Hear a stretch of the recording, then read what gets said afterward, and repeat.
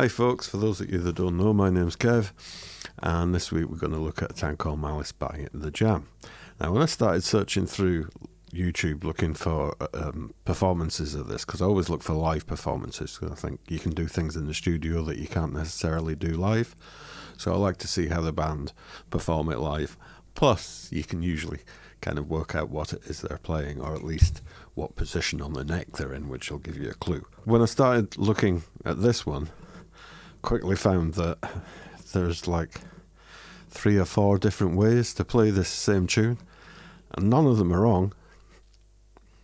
One of them's in a different key, but the other 3 are kind of interchangeable, and depends whether Paul Weller's playing on his own solo acoustic or whether he's playing with a band, or whether he's got a guest guitarist on with him or whatever, you know, it changes up.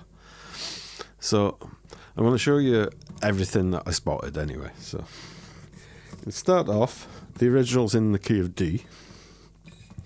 It was based around this A-shaped bar chord, that intro riff. But we're not going to play the root note. We're going to drop that root note off. And we're going to play just the top 4 strings. And what I do is I take this finger and I let the tip of it touch that A string. So I mute it. I can hang my thumb over to get the E string as well if I need to. So,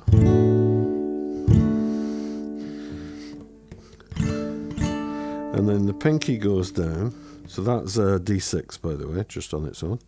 The pinky goes down on the B and E strings on the 10th fret. And what that does is turn that. Although we're holding down 4 notes, we've got 2 octaves there, so we've only got 2 notes. So that's a D5.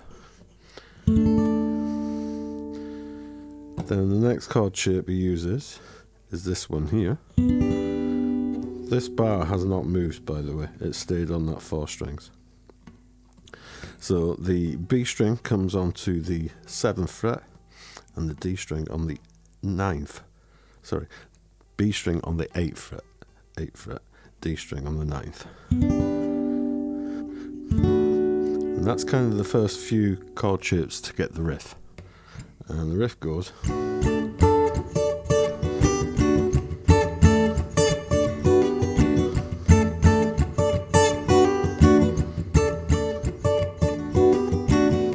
What I'm doing there is muting, down up, play 2 downs with the pinky on,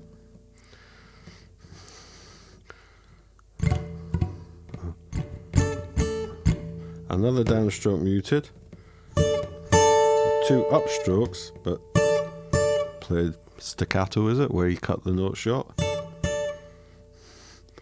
Then I'll do an upstroke there,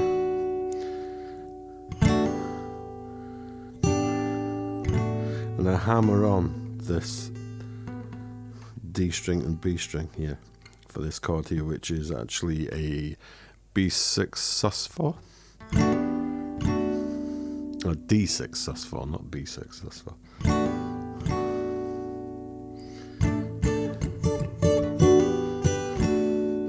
So upstroke, hammer on, up and down with it off again.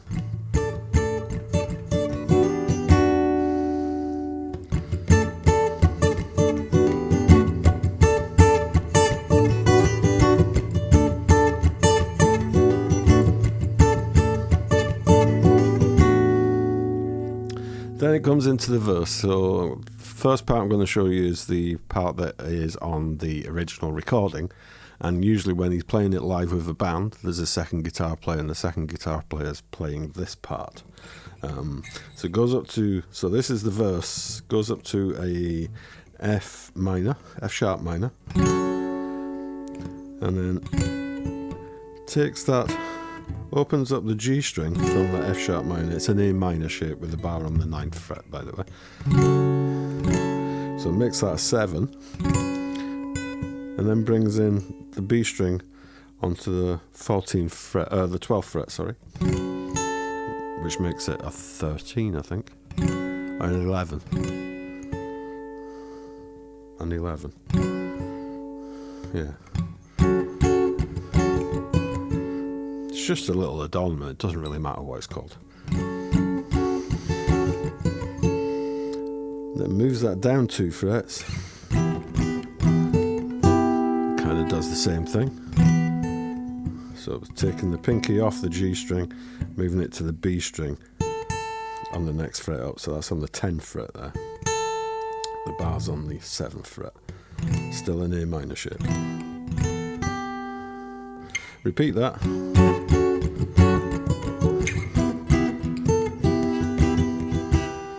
Then up to an A shape with a bar on the 10th fret, so that's a G. And he brings his pinky up here on the B string on the 14th fret. Back to that F sharp minor. Brings his pinky right across the E string on the 12th fret this time. That is a F sharp minor 7. And then down to your first position A chord.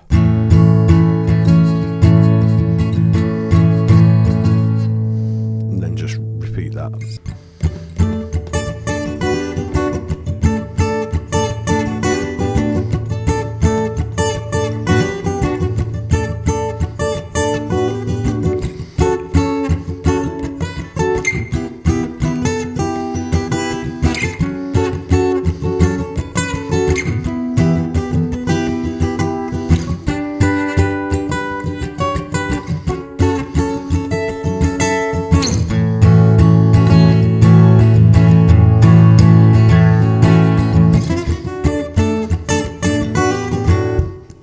Etc.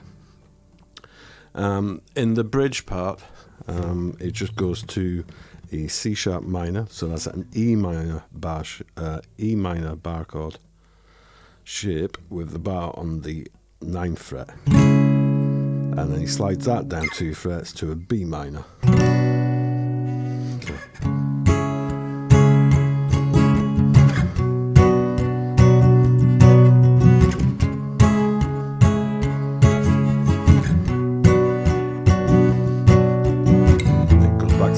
Again. Sometimes turns that into an A7 by opening up the G string from that A.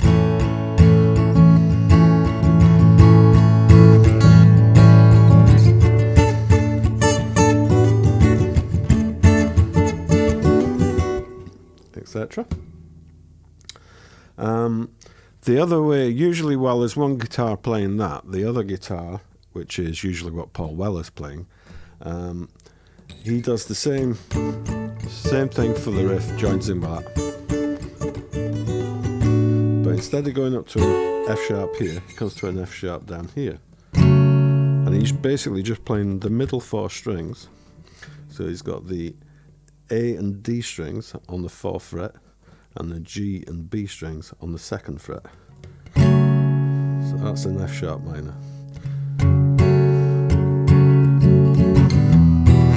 Down to an E minor there. And then to a G. Back to that F sharp minor. And then the A.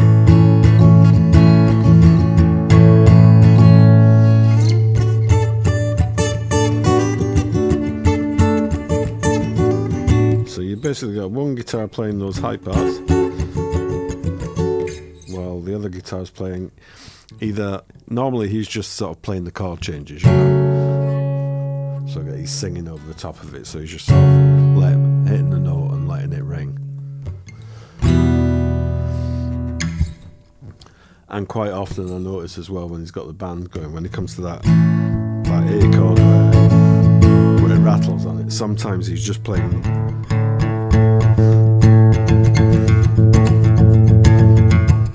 the open A string. I think that's pretty much that for most of it. Then there's a third way where I saw him play with Jules Holland on Later the BBC programme Jules Holland Later Live. And he had a capo on the 2nd fret, and he was playing it in the key of B. And he was using different chord shapes with that.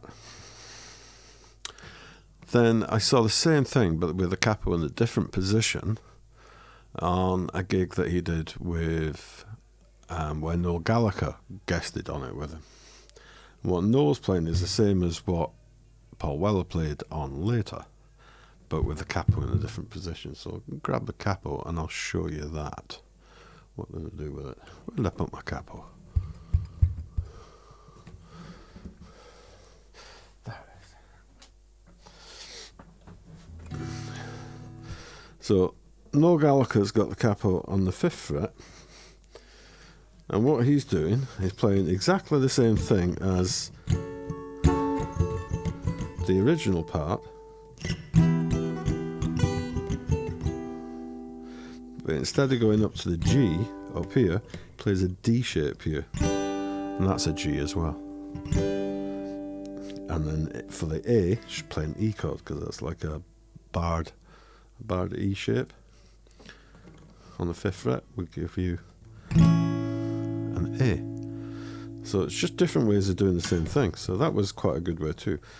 The advantage of playing it like this is that you can leave that A string open now, because you can now add the root back into your D chord.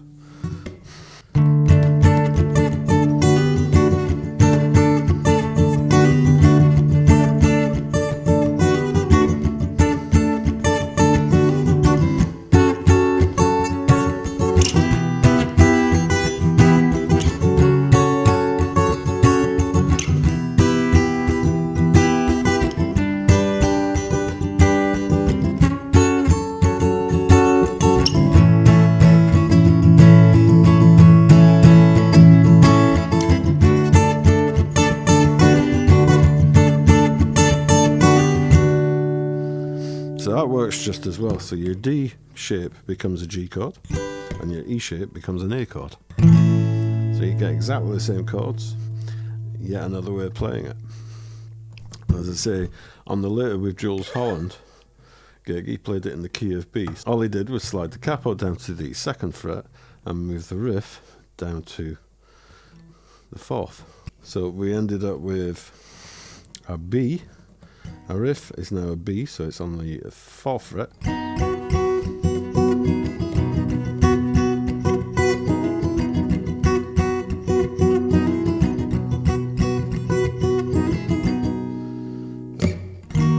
First chord, what was our F sharp minor, is now a D sharp minor. Down to a C sharp minor.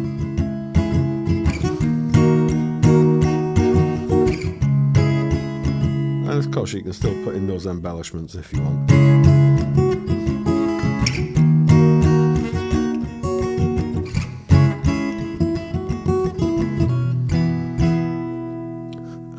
E chord. What was our G is now an E.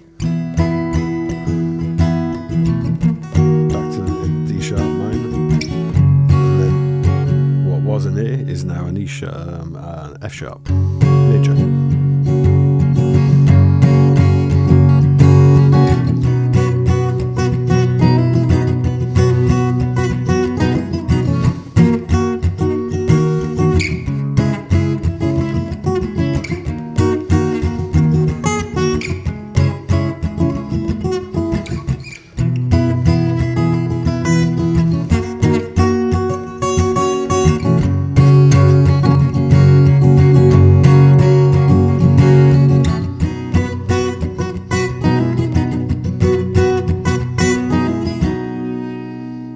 And that's it. So, as I say, several ways of playing the exact same song, and ways you can layer it up as well if you're playing with two guitars, so you're not both playing the same thing. Just adds a bit more width and structure to the song. I think that's pretty much what they've done there. So there you go, 3-4 ways of playing A Town Called Malice. Which is right? You tell me, because I don't know. I think they all are. Cheers, folks. Thanks for watching. Bye-bye.